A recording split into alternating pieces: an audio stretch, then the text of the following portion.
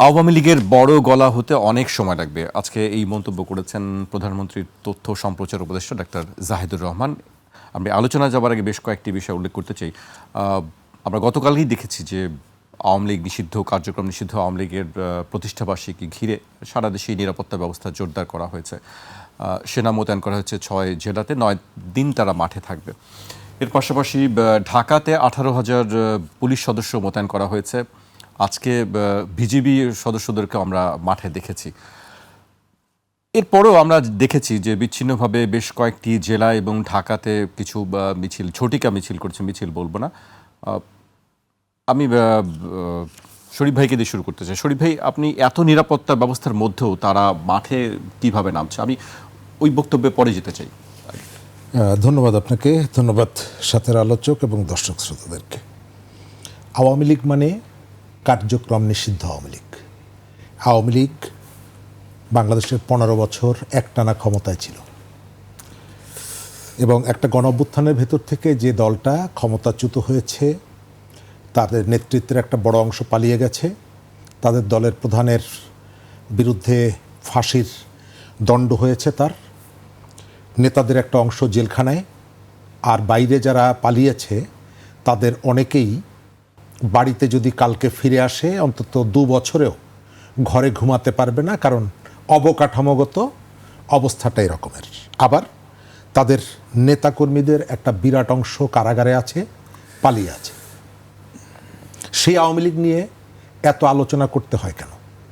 আজ থেকে 1.5 বছর আগে যখন আওয়ামী লীগ পালিয়ে যায়, যদিও শেখ হাসিনা কিন্তু খুব সাহস করে খোঁচা দিয়ে বলতেন আওয়ামী লীগ কখনো পালায় না, তারপরেও যখন পালিয়ে যায় তখন আমাদের রাজনৈতিক নেতৃত্বের একটা বিরাট অংশ বলেছিল যে আওয়ামী লীগ পালিয়ে গেছে, আওয়ামী লীগ নিশ্চিহ্ন হয়ে গেছে, আওয়ামী লীগ নাই। সেই আওয়ামী লীগকে আজকে আপনাকে সেনাবাহিনী নামিয়ে তাদেরকে নিয়ন্ত্রণ করার ভাবনাটা কেন ভাবতে হয়? বাংলাদেশে আওয়ামী লীগ একটা বড় রাজনৈতিক দল, তার একটা ঐতিহ্য আছে, তার কতগুলো অ্যাচিভমেন্ট আছে, আবার তার বিরুদ্ধে বিস্তর অভিযোগও আছে। বাংলাদেশের মানুষের ভোটাধিকার কেড়ে নেওয়া, এই অভিযোগও তার বিরুদ্ধে আছে। আবার ভোটাধিকার অর্জন করার পেছনে লড়াই করার ইতিহাসও তাদের আছে। সেই আওয়ামী লীগ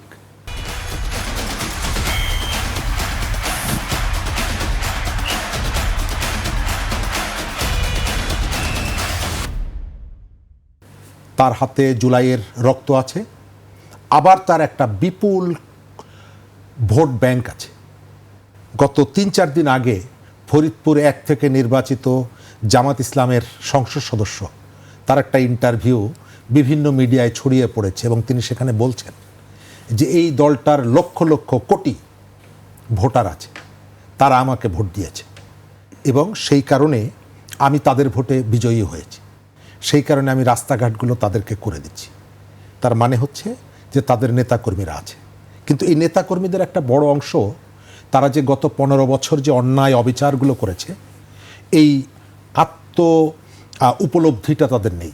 যদিও আমাদের এখানে কোনো রাজনৈতিক দল তার পেছনের যে কলঙ্কিত ইতিহাস এগুলো কখনো স্বীকার করে না। সেটি 71-এ জামাতের ভূমিকা বলেন, বিএনপির শাসনামলে যে সমস্ত দুঃখজনক এবং সমালোচনার মতন বিষয়গুলো বলেন, আর এখন এসে আমরা দেখছি যে আওয়ামী লীগ বলতে চাইছে যে জুলাই অভ্যুত্থানটা এটা বিদেশিরা করেছে, টাকা পয়সা দিয়ে করেছে। সেই পয়েন্টে সে এখনও আছে।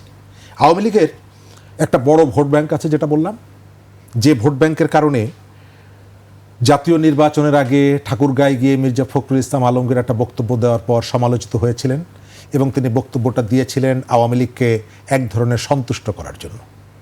নির্বাচনের আগে কুমিল্লার 14 গ্রামে আবদুল্লাহ মোহাম্মদ তাহের অথবা গোপালগঞ্জের শেখ হাসিনার আসনে জামাতের প্রার্থী বলেছিলেন যে ভোটটা আমাকে দিয়েন, এর পরের বার আওয়ামী লীগ আসলে তাদেরকে দিবেন।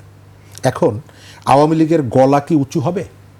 আওয়ামী লীগের এর আগেও তারা দীর্ঘদিন ক্ষমতার বাইরে ছিল, প্রায় 21 বছর, এবং তার আগে 75-এর 15ই আগস্টের ঘটনা ঘটে, তখন আওয়ামী লীগ ভিকটিম ছিল।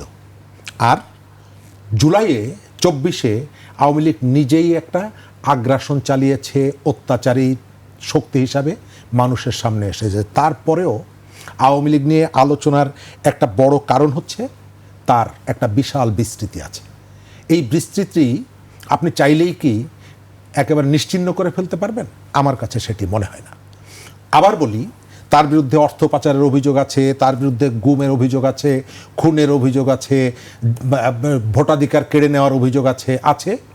আবার তার একটা বড় ভোট ব্যাংক আছে, যে ভোট ব্যাংকের কাছে আপনি আওয়ামী লীগকে ফ্যাসিস্ট বলার পরেও রাতের বেলা আবার গিয়ে তার দরজার কড়া নাড়েন, ওই ভোটটা আপনার লাগবে। সুতরাং আপনার এই জায়গায় একটা দ্বন্দ্ব এখানে কাজ করছে। আওয়ামী লীগ ক্ষমতার থেকে নেমে যাওয়ার পর তাদের একজন মন্ত্রী ওবায়দুল কাদেরকে নিরাপদে দেশ থেকে ত্যাগ করার সুযোগটা কারা দিয়েছিল? কাদের বিরুদ্ধে অভিযোগ? নোয়াখালীর একরামুল করিম চৌধুরীকে দেশ থেকে নিরাপদে পালিয়ে যাওয়ার সুযোগ দেওয়ার বিনিময়ে 3 কোটি টাকার যে গল্পটা আছে বাজারে, সেটা কাদের বিরুদ্ধে? তো আওয়ামী লীগকে আজকে পর্যন্ত প্রাসঙ্গিক করে রেখেছে কারা?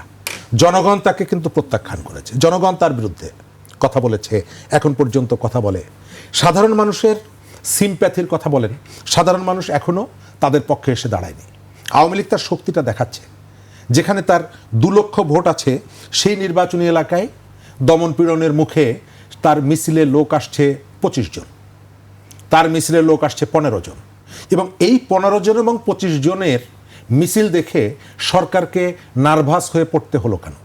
আজকের কর্মসূচিটা আওয়ামী লীগের ছিল, কিন্তু সফল করে দিয়েছে বিএনপি এবং জামাত। মাঠে আমরা দেখেছি যে যে কায়দাটায় বিএনপির কর্মসূচি, জামাতের কর্মসূচি, আওয়ামী লীগ যে প্রক্রিয়ায় ফেস করেছে, একই অবস্থা, একই ফরম্যাটটা, শুধু চেঞ্জ হয়েছে। মোড়ে মোড়ে ছাত্রলীগের হোন্ডা মিছিল, আজকে মোড়ে মোড়ে ছাত্রদলের হোন্ডা মিছিল। তো এই যে ঘটনাগুলো, এই ঘটনাগুলোর ভেতর থেকে আবার এর উৎসটা কি? উৎসটা ক্ষমতা। বেগম খালেদা জিয়াকে যখন অন্যায়ভাবে জেলবন্দি করা হলো, কারাগারে পাঠানো হলো, তার শাস্তি দেওয়া হলো, কই এই আজকে যারা হ্যাডম দেখাচ্ছে তাদের তো দেখা যায়নি। তার মানে হলো আপনার হাতে যখন ক্ষমতাটা থাকে তখন আপনি আপনার শক্তিটা দেখাচ্ছেন। আওয়ামী লীগের হাতে ক্ষমতা কি আছে? ওই যে বললাম যে তার একটা ভোট ব্যাংক আছে, তার হাতে বিপুল টাকা আছে। গত 15 বছরে বৈধ অবৈধভাবে তারা যে ইনকাম করেছে, আয় করেছে, সেটি ইনভেস্ট এখানে সে করতে পারবে।